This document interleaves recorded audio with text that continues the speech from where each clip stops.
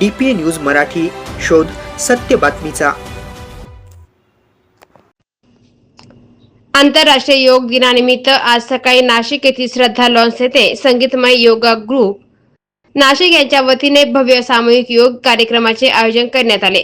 या कार्यक्रमात महिला व पुरुष साधकांनी मोठ्या उत्साहाने सहभाग नोंदवून योगाचे महत्त्व अधोरेखित केले।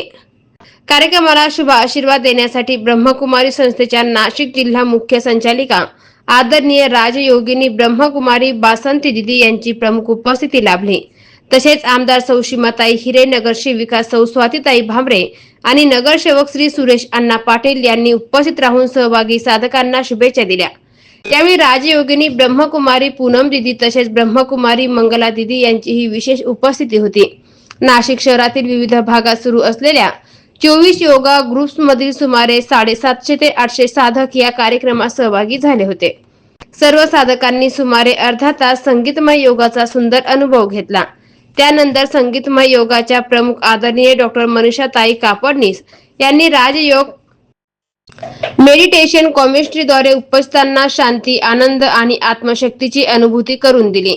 कार्यक्रमाच्या शेवटी मंदाताई पाटील यांनी आभार प्रदर्शन केले, तसेच प्रसादाचे वाटप करण्यात आले। उत्साहपूर्ण वातावरणात कार्यक्रमाची सांगता झाली। DPA न्यूज साठी प्रतिनिधी प्रवीण पाटील, नाशिक। ताज्या घडामोडी व अपडेट जाणून घेण्यासाठी आताच DPA न्यूज चॅनलला सबस्क्राइब करा आणि बेल आयकॉन क्लिक करायला विसरू नका।